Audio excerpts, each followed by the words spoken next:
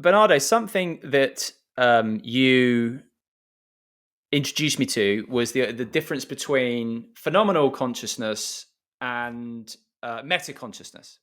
So meta consciousness being, you know that you're having an experience. So right now, I know I am talking to the two of you.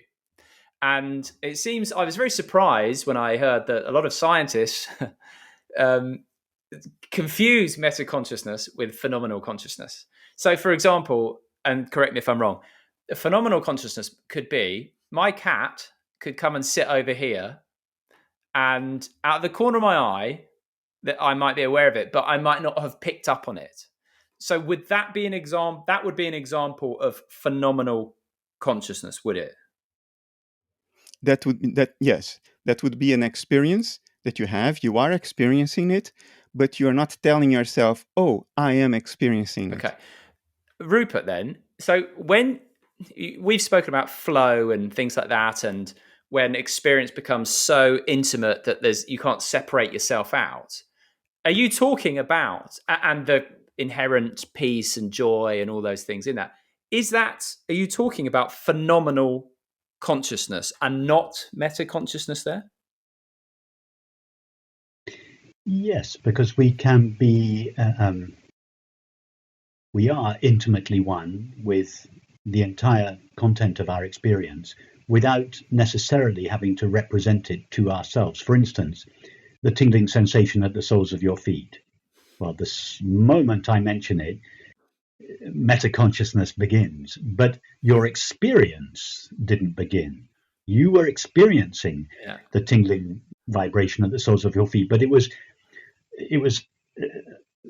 because of your focus on the content of our conversation. The sensation at the soles of your feet was just a faint whisper on the extremities of your experience. So you don't represent it to yourself, but you were experiencing it. Now, even more subtle than the tingling sensation of the soles of your feet, your breath.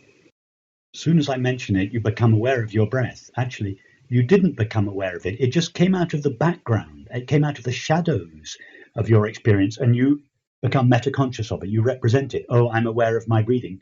You don't become aware of it. You just become aware that you were previously aware of it. Now, go one step further back.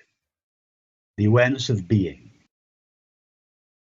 The awareness of being, our being is even more transparent, even more silent, even more veiled by the content of experience than is our breath, which is, we could say, the most transparent of all our experiences. But just the simple awareness of being is even more transparent. Now, if I were to say to you now, be aware of the fact of simply being, you would suddenly become metaconscious. You would suddenly become aware of being. No.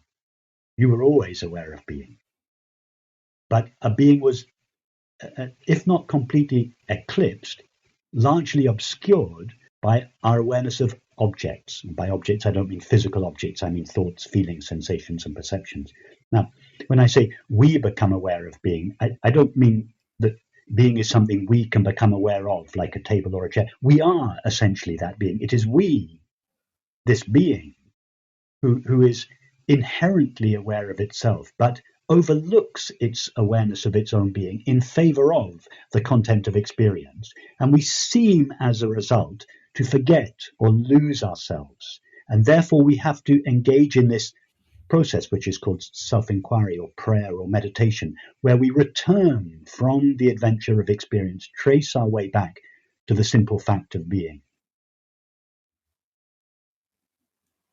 Lovely.